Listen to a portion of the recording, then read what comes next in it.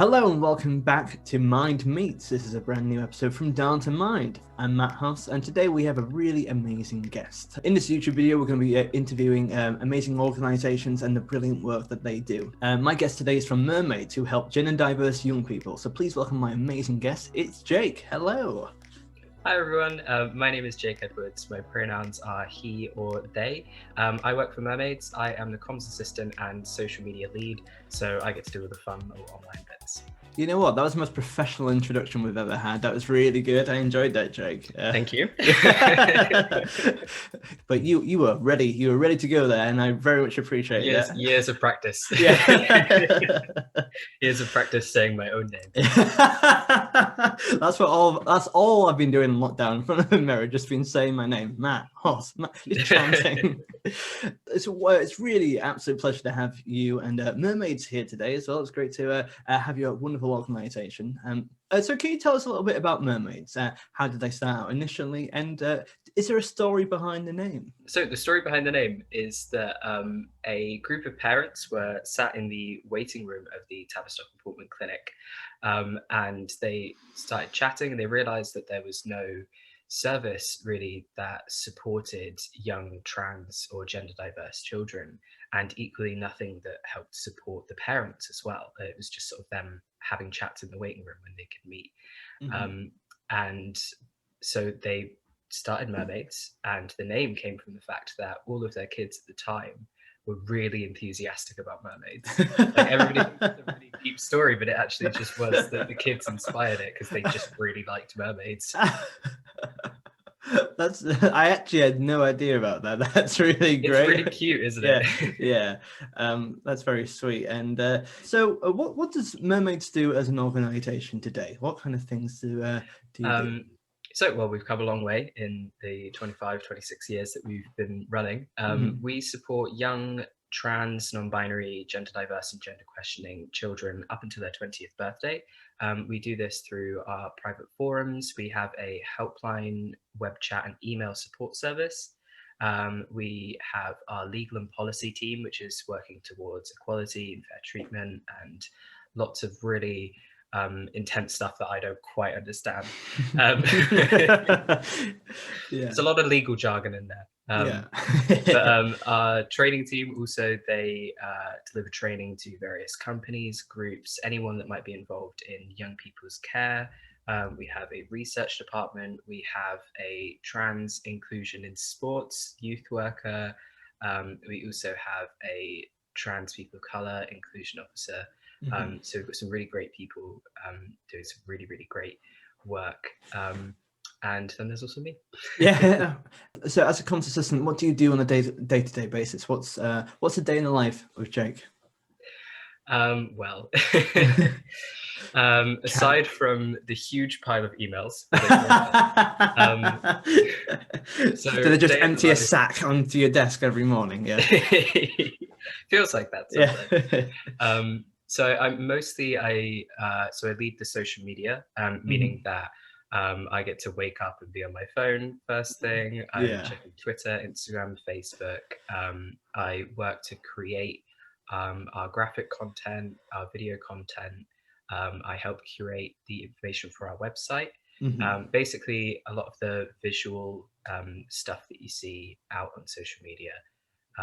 That's my job, which is actually really, really fun. So I get to do some of the most positive stuff, I think, but also some of the most difficult stuff, dealing with the day-to-day press, anything that comes out in the news, which unfortunately at the moment is often negative.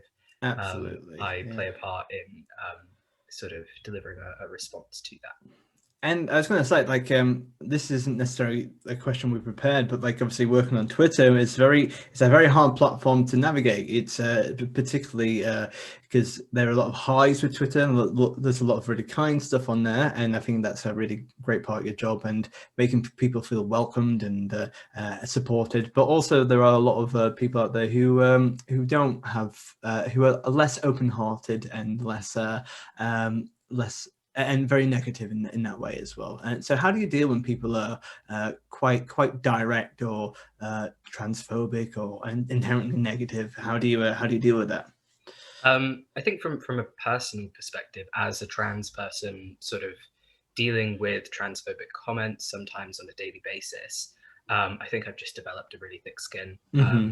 I just sort of don't read into it in a personal way. Somehow over the years, I've built it up so it doesn't affect me personally, luckily.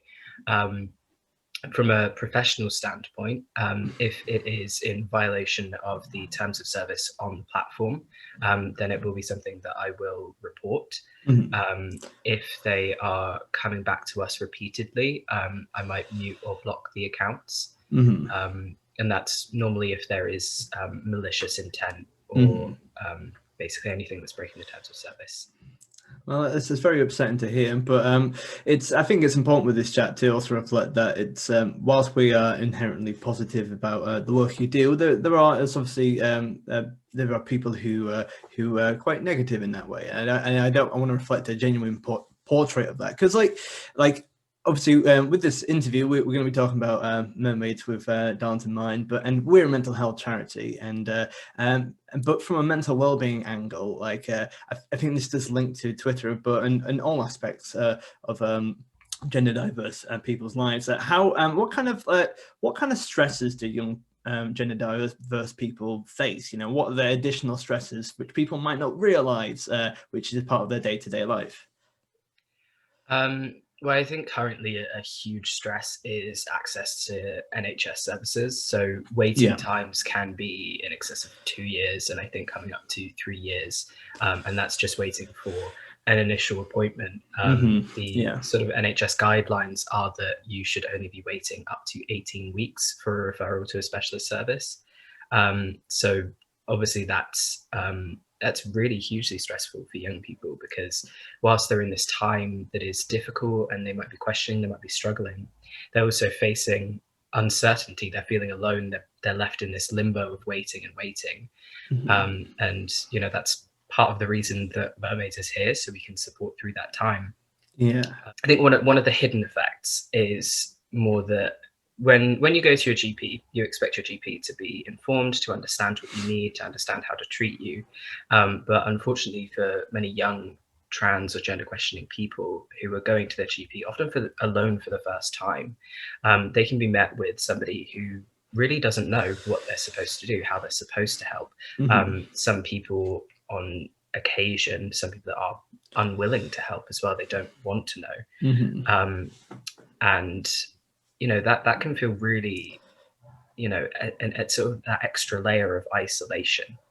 But I think many young trans, non-binary, gender diverse people quickly realize that they need to become the experts on who they are, on the services that they should be having access to.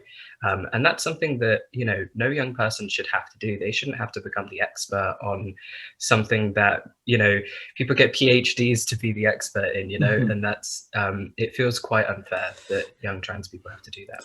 Yeah, absolutely. And it could be like just as simple as like I've heard from friends and their stories with GPs where they would be insistent on using the wrong pronouns with them, and are quite rigid, like being quite forceful with that as well. And it's I think the correct word, well, obviously it's not my experience, but the experience from everyone who I've talked to, I think isolating is the correct term. It's you feel so secluded, you feel like you're not part of the norm, and it's really heartbreaking to see as well. But but it only adds credence to the amazing things that you do at Mermaids as well. To move on from that, what do you think is one of the biggest misconceptions that people have about mermaids, or about young people who are gender diverse or trans or gender questioning?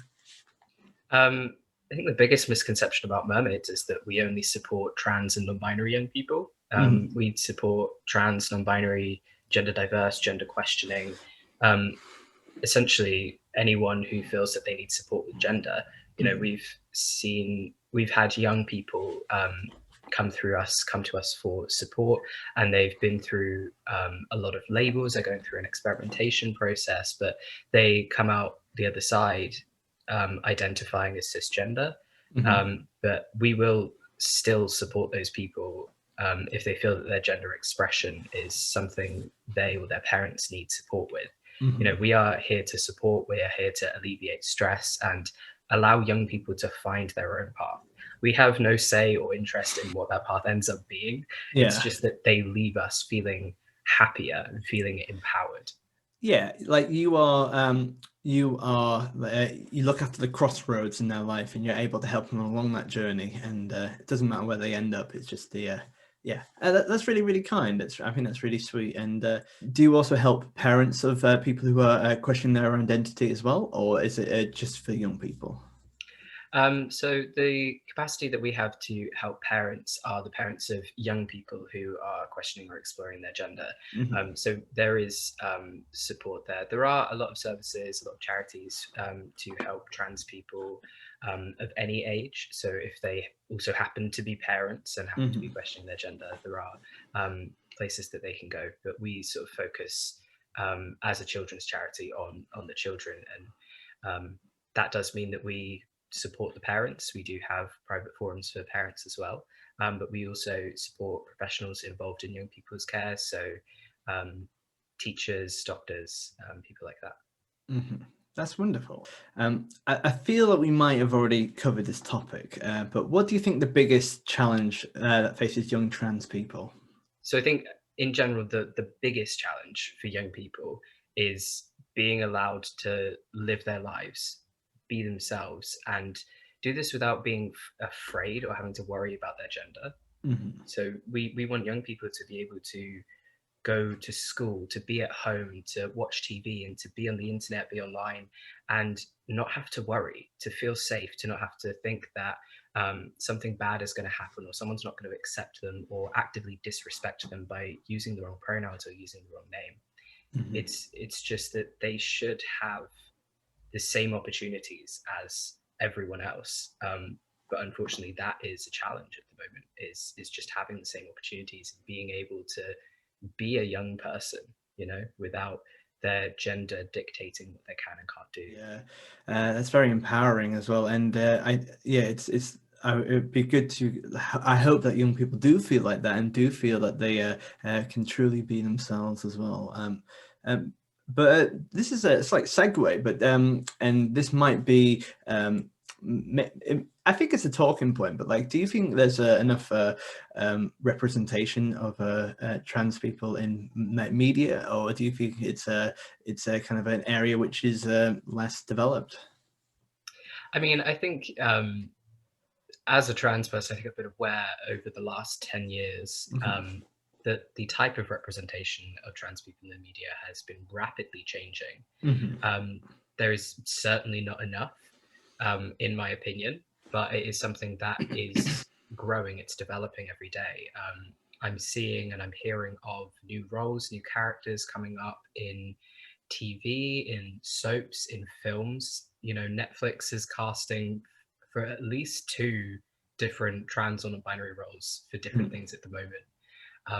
And that's amazing to see. And I think it's sometimes it's less about the quantity and it's more about the quality. It's more about knowing that trans people are being cast, that trans people have been involved in the writing process, that these stories being told are not just, oh, here's 5 trans characters, but you only see them for 2 minutes and you don't really get to know anything about them. Here's 10 minutes of one character and here's a really beautiful part of their lives and their stories, and that they are rounded human beings. It's not always just focused on the fact that they're trans or non-binary. It's displaying trans people as human beings. That is such an elegantly phrased point, and thank you very much for that. That's quality, not quantity. That's great. To talk about like mental health, if a young person who knows has a friend who is questioning their identity or is going through that process, is there anything that they can do to help? Is there anything that they can do to support their friend? First of all, be kind, be gentle. YouTube is a really great resource. There are plenty of videos out there made by trans and non-binary people, really eloquently explaining kind of the basics, the 101, of sort of gender and trans identities, I think it's really important to get that education in, but don't be afraid that you'll get things wrong, because you will get things wrong at some point. It's more about the way that you deal with that. Just quickly apologize, move on, let that person lead the conversation. So never feel like it is, entirely on your shoulders to be perfect in this situation.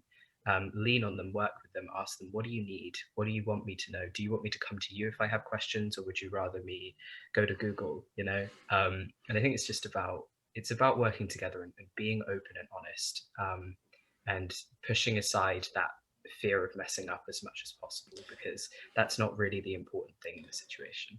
Yeah, absolutely, and I can speak from experience in terms of like as an ally, like who were like about like 5 years ago, like just not knowing the right things to say, really. But I don't, yeah, but I don't think that's ever the point. It's just about just making sure that you're there and making sure that you care, and just being a kind force in their life as well, to know that you love them for who they are. We have actually talked about this in the past off air, but I would like to but I thought it was such a great point you talked about last time. But what are some small things anyone can do to show that they are an ally and that they support young people and mermaids in that way? I think if you want to visibly show that you're an ally, pin badges are your best friend. I love pin badges. Yeah. Whenever I go out and I see somebody with like a denim jacket covered in pin badges, I always sort of look around, see if there's any sort of common interests. It's like Where's Wally, but for like causes. But yeah, honestly, it is. I love that. But if you are somebody that wears pin badges, consider sticking a little trans pin.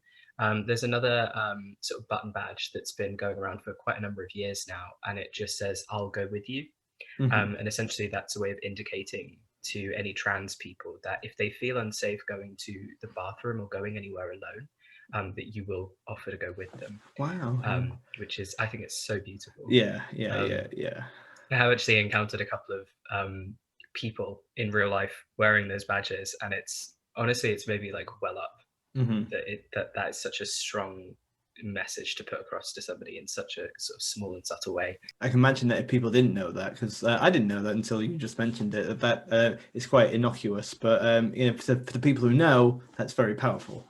It's amazing. Another thing is when it comes around to Pride season, and you're picking your flags.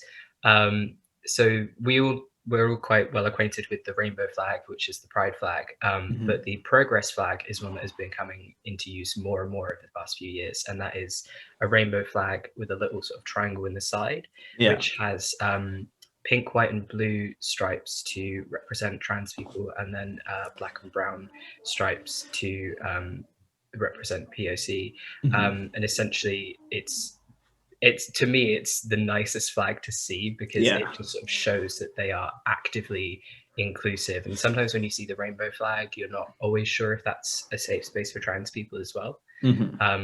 So please, it's such a pretty flag. Absolutely. It's amazing. You told me about that in a previous conversation, and it's really blown my mind. I've been sharing it to all such different types of people, because it's hard to have one flag which you like can show everything that you're a part of as well. And I think it's good to have a banner, like and it's very, as you mentioned, like there are problematic things with certain types of things. So to have one thing which encompasses everything, it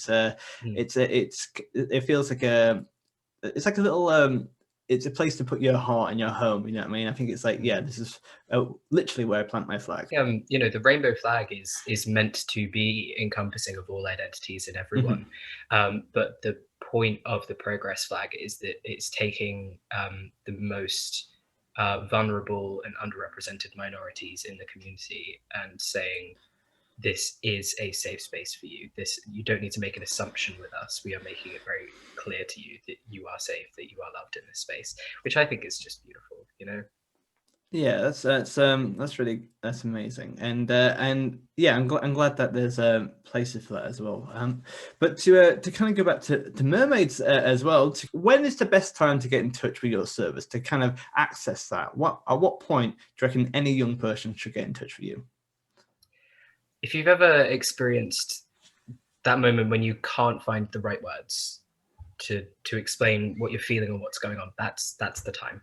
When you feel like the last thing you want to do is speak because you're worried you're going to mess up, or you're worried all the feelings are going to come out, that's the time. Mhm. If you're anxious, if it's ever keeping you up at night, if it's ever made you cry, if you're scared, that's when you get in touch. No matter what situation you're in, no matter what's going on at home, what's going on at school, what's going on with your friends, no matter how sort of far you feel like you've come along in this journey of exploring your gender, even if you're just on day one where you've just realized what gender actually means, you can call us. We are open 9 a.m. to 9 p.m. on weekdays. But if you're really feeling in that moment that you want to put it all down and that you want to send it to someone, you can email us anytime and our team will get back to you when they're back. Amazing. How do you inspire hope in your service? I think we tried to keep a lot of positivity on social media. I think you're almost guaranteed any day of the week, if you check our Instagram stories, there will probably be something happy and positive on there. We like to keep that as like a little hub of just fun stuff and things that are making us smile. Mhm. I think the hope mainly comes from knowing that mermaids and many other charities and public allies and celebrities are here. We're being vocal. We're putting in the work every day, and we're making sure that people don't feel alone, no matter how tough it is. There are people in your corner. There are people that unconditionally love you, and that's not going to go away anytime soon. It can feel really overwhelming to constantly see, in newspapers, on TV, on daytime talk shows, people talking quite negatively about trans experiences. And it can feel like that is how the rest of the world feels. But there are vocal allies and vocal supporters, but also there are so many silent allies and supporters out there.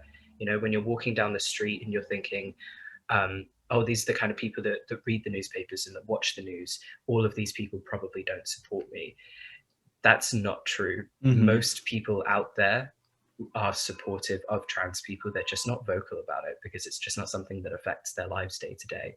Mhm. And it's that very vocal minority of people who really aggressively don't like or don't support trans people. That's what can make you feel like it's the rest of the world. But I promise you, it's not.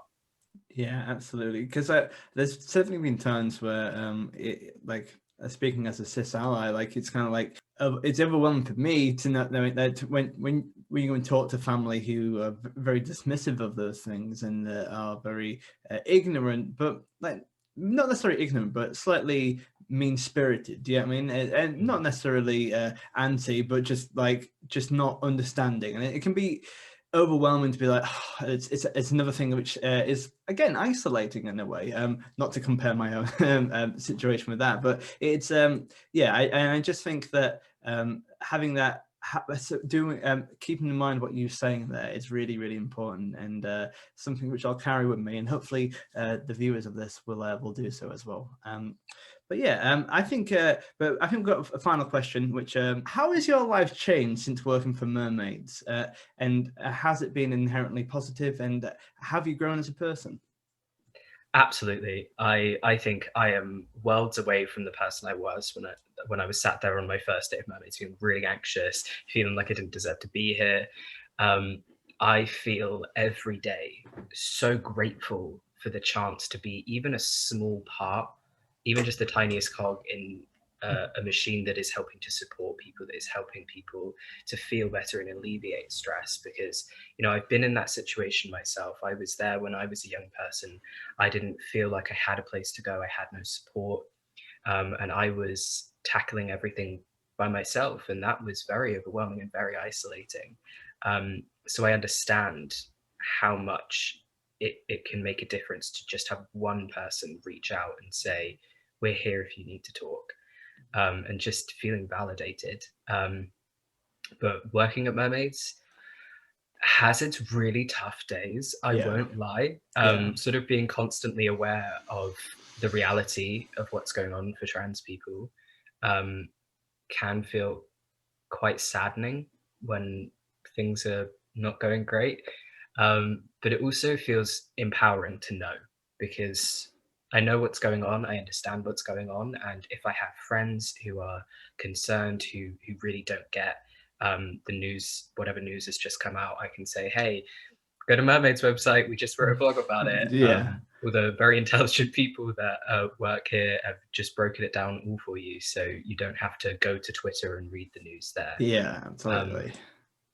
I mean, generally, it's just great. It's great to be a non-binary person surrounded by other trans and non-binary people and fierce allies in the workplace. And I've never had to worry about my identity at work, which is a huge thing. Yeah, and what an amazing role model you are for young people to have as well. I think that's such a to see you happy and doing so well. That's it's a really amazing thing to have. And what an amazing way to finish off our interview. Where can people find Mermaids online if they would like to follow you? Well, if you go to our website, which is mermaidsuk.org.uk, you will be able to find all of our links to our social media there. We are Mermaids Gender and Mermaids_Gender on other social media platforms. Don't ask me which is which, because I always mess it up. Just Google I should know this. I should be the one person who knows this. But yeah, do keep up with us on social media, because we aim to be a happy and positive place whilst also giving you the news, all the current important updates. And please don't be afraid to reach out if you need us. Brilliant. Well, thank you all for watching. It's been an absolute pleasure, and please say a massive thank you to our wonderful guest from Mermaids, Jake. Thank you.